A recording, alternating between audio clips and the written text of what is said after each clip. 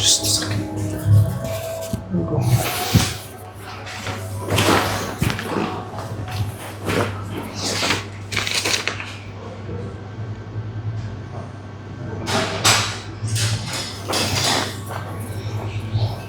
Yep. Okay. Okay, today I'm with Tam Khan. Tam Khan is a... Okay, 1 second. Okay, today I'm with Tam Khan. Tam Khan is a 43-year-old entrepreneur, soon to be 44 years old. Soon to be 45. 45. I'm 44, okay. 45. Tomorrow. In 2 days. 2 days. Yeah, the information online is wrong then. Born and raised in the UK, A6, Pashto background. Ex-professional fighter, now an entrepreneur, and owns the best gym in the Middle East, which is TK MMA Fit. Absolutely the best gym, and other businesses too. Present on social media with a following of over 1 million. So I've combined every single thing we've learned this full year since the beginning of the year, and I've turned it into 9 questions. Starting with the first question.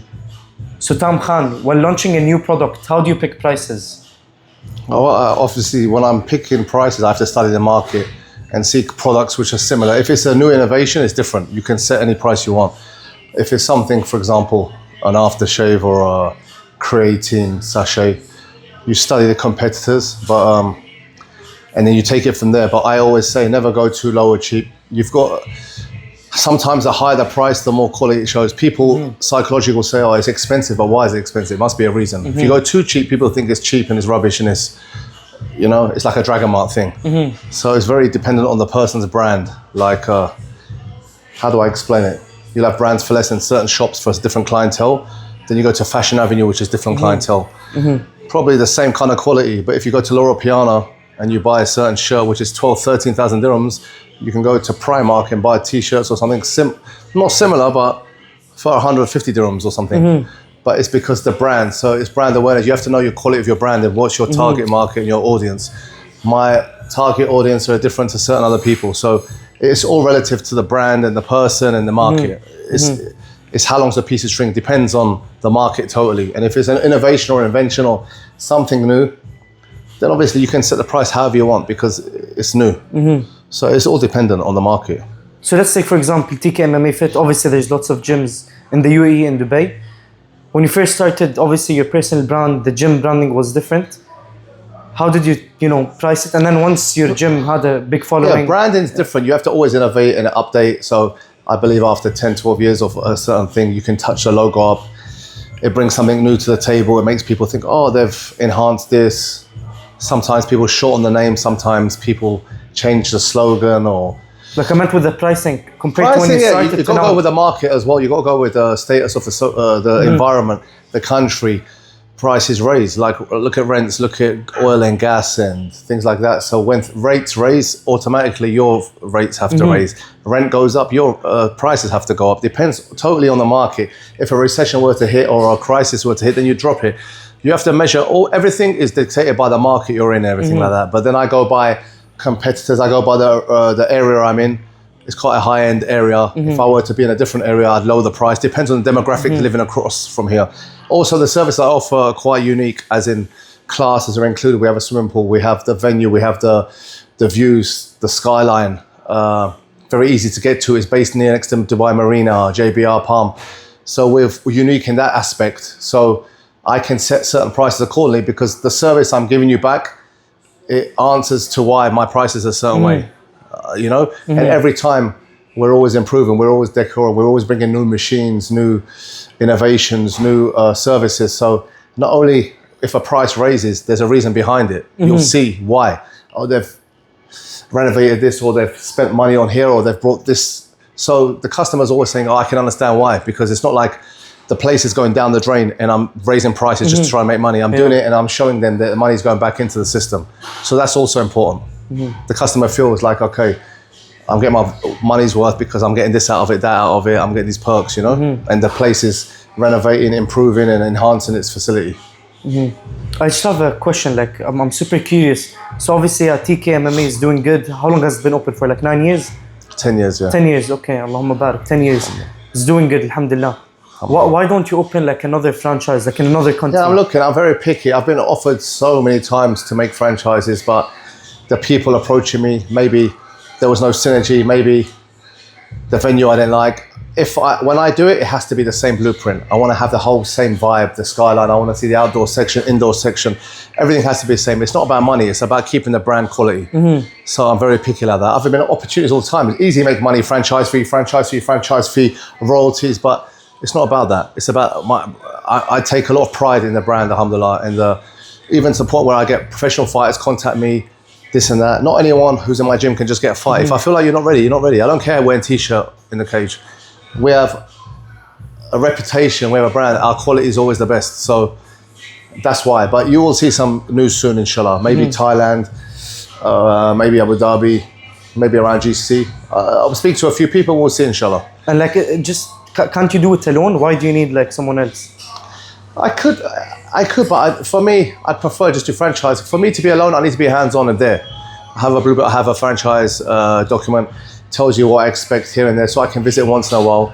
But I'm very hands-on, and I'd rather, the perks of being an entrepreneur in business is when you get to a certain level, you want to have something which works itself and you have a team doing everything. I've 20 I don't want to be in the same position I've been 20 years ago where I have to be full hands-on. I want to get to that point where I come in, I enjoy, review things and go. That's when you know you've got the system right, where your staff, you have people you can put in trust to manage it. Team's important, and I have, alhamdulillah, a very good team who I can really trust and who do all the real day-to-day work. I don't want to be running around doing that. It's not for me. I prefer to have a team. So franchise is the best way for me. So since why use my own money when I can get from others, leverage it and just make money? It makes more sense. But then if you get someone else, like the profits will be split. So No, just franchise fee and royalties. That's it. Okay. But the brand enhances. So therefore, if I do in all around the world, say I have 3, 4, 5 branches in the next 2, 3 years, the TK brand itself, if I were to want to sell it or someone to want to acquire it, the value is much higher because the branding is different places, So yeah. So since you've mentioned, like your team, I want to skip a couple questions, then I want to go to. So yeah, you have lots of employees, you have a big team. How do you keep your team motivated and maintain high performance? We're like a family. I'm not like this boss kind of thing. I come in like everyone's on the same level. We're all together, working together. We all push together. Everyone gets benefits. Everyone gets bonuses when certain targets are met. So I look after my staff, but also I'm stern. When shit needs to be done, I'm also kind of tough. But you have to be in the right time, in the right place when we need. But our environment's very good. It's very like a family orientation. So everyone's motivated themselves, happy. If someone's got a stress, they can come see me. If they need a loan, this, that. So I look after my staff well. So your key is your staff, to have a good team and look after them. It's not slave. It's a leader leads. He doesn't boss around, So you have to lead by example. And I feel like I do that in a way. Alhamdulillah, Alhamdulillah. So basically, the way you keep them motivated is like you're in the same level. They're like family to you, bonuses. Lead in a way, like be wise, like be in a way where they feel part of a team. Not that you're not some father telling them off to your young kids or discipline. Lead by example and make an environment where they feel happy and they've got growth themselves.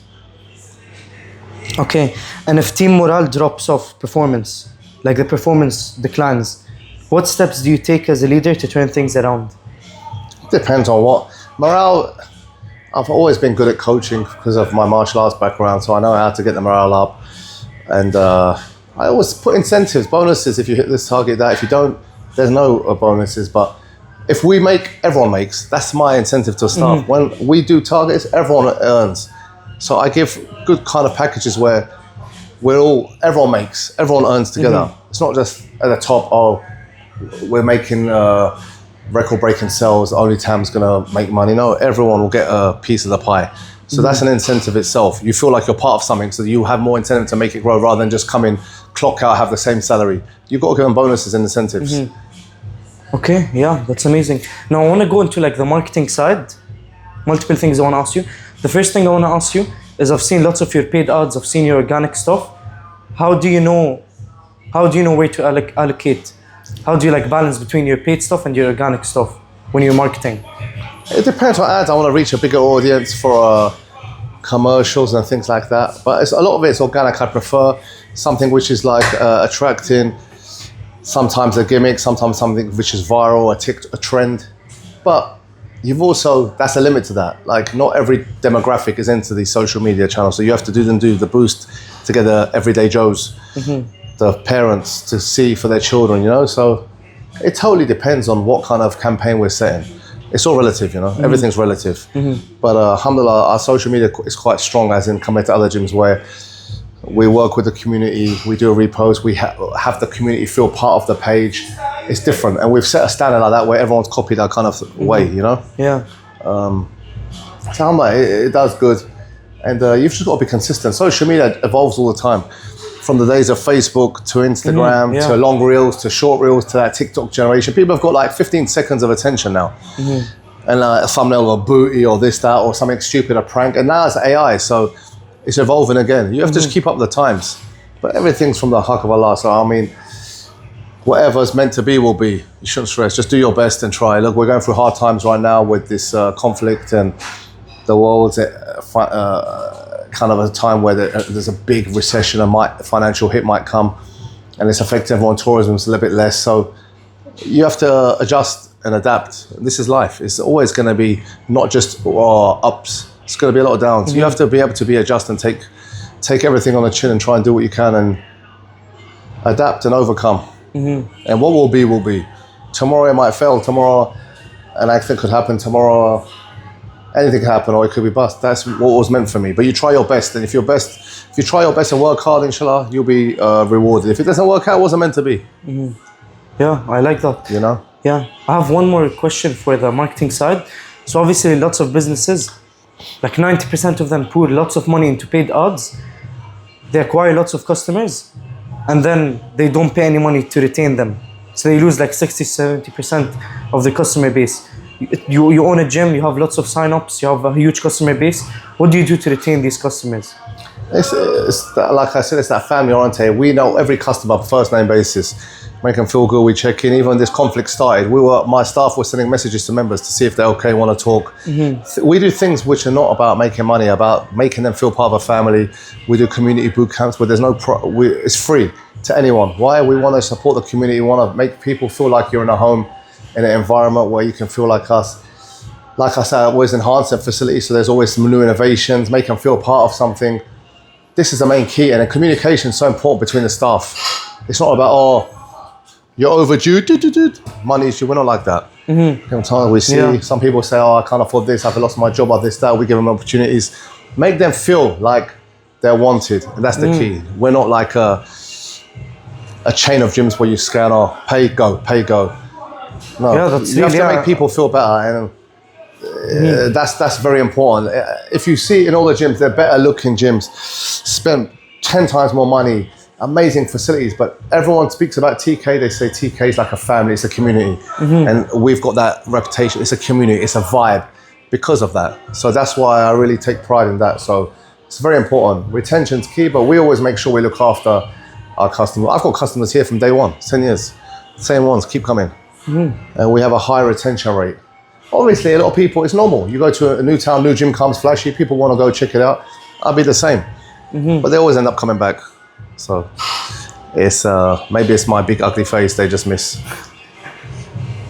Okay, just a second. I want to make sure it's recording. Pass my shake now and the straw. Yeah.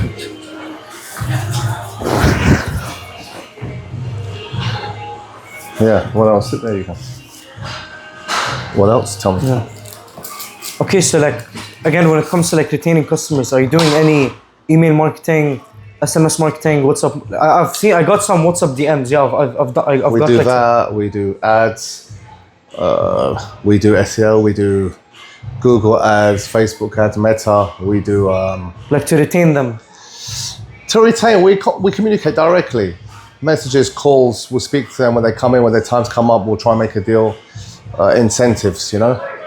But again, I don't want to be in that point where I have to think about 4, 5, 6 people. I want to get to the point where it sells itself. And that's what I really... Have you seen how many people I have cleaning, touching, details? Which other gym have people just to put the weights back? Me. Who are trained, they assist. I do things no other gym does. If there's 3, 4 plates down, I don't like it. I want to...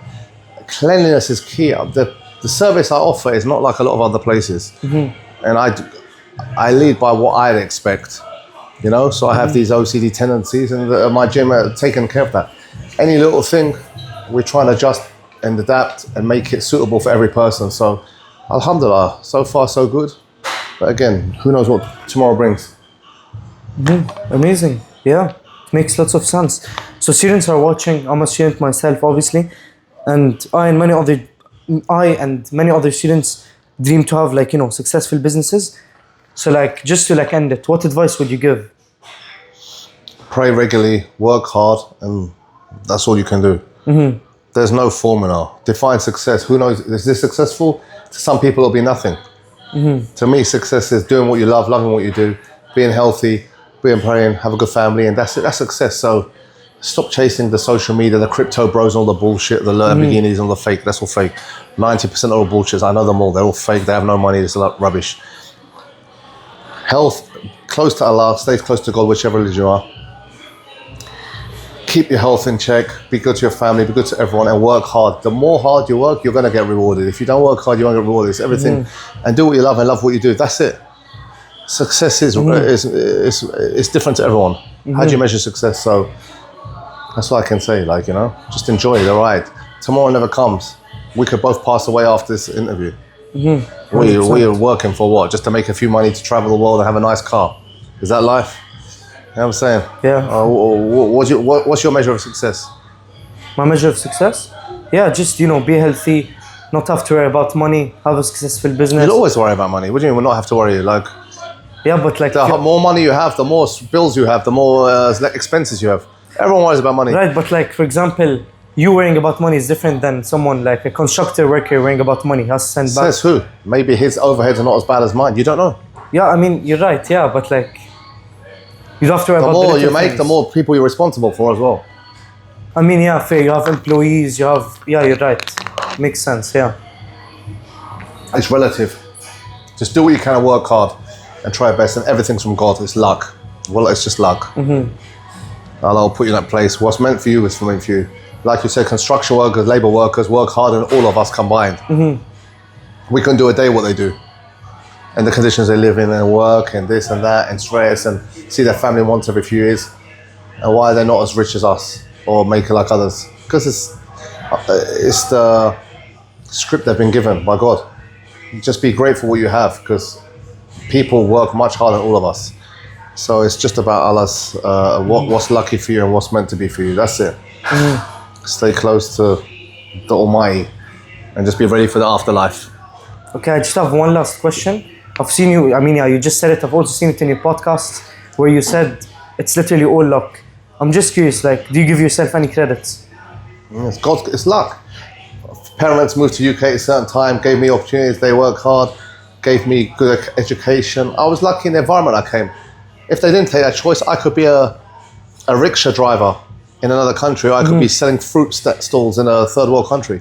It's luck. And it goes on like that, and I can make luck maybe for my kids and what God's given you. It's just the environment you're based in, that's it. Nothing more than that. Lucky, I could be a rickshaw driver, I could be a construction or labor worker. Just my father chose to move to UK and try to enhance his life, and as a result, he did that for the children. I was lucky. Others didn't, and I could be, like I said, selling watermelons on some kind of market store in another hole. That could have been my way, which is nothing wrong with it. I'm saying it's luck what happened. So it's all given and blessed from God. It's not, you have to work hard, but it's luck, man. Yeah, I get I was you. in the right place, right time. What do? I haven't invented the bloody wheel. Well, worked out, thought of a gym idea, and that's it. It's not rocket science. Nothing special at all. I didn't invent Tesla. Right, yeah. So who cares? It's nothing. Thank It means shit. Thank you so much for your time, man. No problem. Appreciate it. Appreciate it, man. Cool. Yeah. You can make some